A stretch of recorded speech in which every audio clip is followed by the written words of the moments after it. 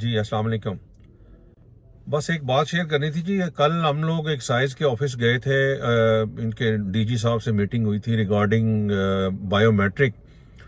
وہاں جا کے اندازہ ہوا کہ یہ بہت ہی مشکل اور پیچیدہ کام کیے جاتے ہیں. حالانکہ ان کے پاس اسلام آباد کا ماڈل ہے, سیدھا سیدھا کام ہونا چاہیے, بڑی اچھی چیز ہے, اور اس اچھی چیز کو یہ خراب کر رہے ہیں.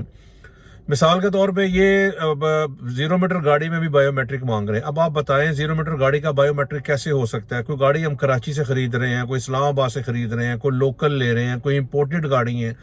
وہ کمپنی سے گاڑی بک ہوئی ہوئی ہے, اس کا ساتھ شناختی کارڈ ہے, گاڑی رجسٹرڈ ہو گئی, بس ٹھیک ہے. رجسٹریشن کے بعد بائیو میٹرک ہونا چاہیے. رجسٹریشن سے پہلے تو بائیو میٹرک کی سمجھ نہیں آتی.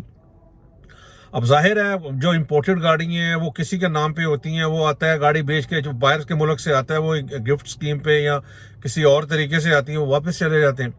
تو ان کا بائیو میٹرک کیسے ہو سکتا ہے؟ اور پھر اس طرح یہ ہے کہ یہ ساتھ بائر کا بھی مانگ رہے ہیں. بائر کا تو جب وہ خریدے گا تو اس کا سرٹیفکیٹ, اس کی بائیو میٹرک کی ضرورت ہوگی. حالانکہ یہ صرف سیلر کا ہی ہونا چاہیے کہ اب جو سیل کر رہا ہے اس کا بائیو میٹرک ہونا چاہیے, تاکہ پتہ ہو کہ اس کی اونرشپ ٹھیک ہے. اب یہ پیچیدگیوں والے کام ہیں یہ, جو کہ نا ان کی سمجھ میں نہیں آتے. عجیب عجیب سی صورتحال ہے. پہلے سمپل سا فارمولا تھا, کمپنی کی گاڑی, اب کمپنی کا بائیو میٹرک کیسے ہو سکتا ہے؟ کمپنی کے آگے لیٹر پیڈ پہ چلتا تھا, یا بینک سے بینک کے لیٹر پیڈ پہ چلتا تھا. اب وہ کہتے ہیں جی ان کا جو ریپریزنٹیٹیو ہوگا اس کا بائیو میٹرک لگے گا. اب کمپنی میں کوئی امپلائی ہے, اس کا بائیو میٹرک وہ کیسے ہم اس کو کر سکتے ہیں؟ وہ آج ہے, کل وہ چھوڑ کے کسی اور کمپنی میں چلے جاتا ہے. یہ کہتے ہیں جی پاس کوڈ لیں, یہ لیں, وہ لیں. مطلب یہ مشکل پیچیدہ کام. سیدھا سیدھا ان کے پاس اسلام آباد والا فارمولا ہے, اس کے مطابق یہ کام ہونا چاہیے کہ سمپلی آپ گاڑی بیچ رہے ہیں جو اس کا بائیو میٹرک ہونا چاہیے. اس کی 2 مہینے کی ویلیڈیٹی ہوتی ہے.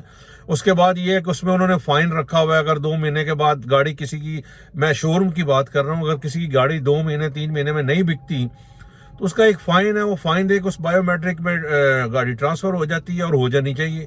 یہی چیز یہاں پر بھی ہونی چاہیے. لیکن یہ پیچیدگیاں پتہ نہیں کیوں سیدھا سیدھا نظام نہیں بنانا, مشکل سے مشکل نظام بنانا ہے. اور اسی طرح جو ہے نا یہ سارا, اور یہ کسی سے کنسرن نہیں کرتے. کسی مطلب جو ہے نا کسی شو روم والے سے یہ بات کرتے, شو روم والے کی مطلب یہ یونین ہماری گئی ہے شہزادہ سلیم خان کی سربراہی میں, جا کے انہوں نے وہاں بات کی ہے, کچھ ان کو سمجھایا, کچھ ہم سمجھنے کی کوشش کی ہے. لیکن پیچیدگی ہے. ان کے پاس سیدھا سیدھا سا فارمولا ہے اسلام آباد کا, صرف اس ماڈل کو ہی جو ہے نا امپلیمنٹ کرنا چاہیے, تاکہ اس کی جو ہے پیچیدگیوں سے بچا جائے اور ایک نظام جو ہے وہ سموتھلی چلا جائے. ورنہ یہ ہے کہ لوگ جو ہے اگر یہ اتنا مشکل کریں گے تو لوگ پھر یہاں سے کام کرنا بند کر دیں گے. لوگ اسلام آباد سے کام کرنا شروع کر دیں گے, جیسے پہلے ہوتا رہا. پہلے بھی اسلام آباد میں بہت زیادہ کام ہوتا رہا.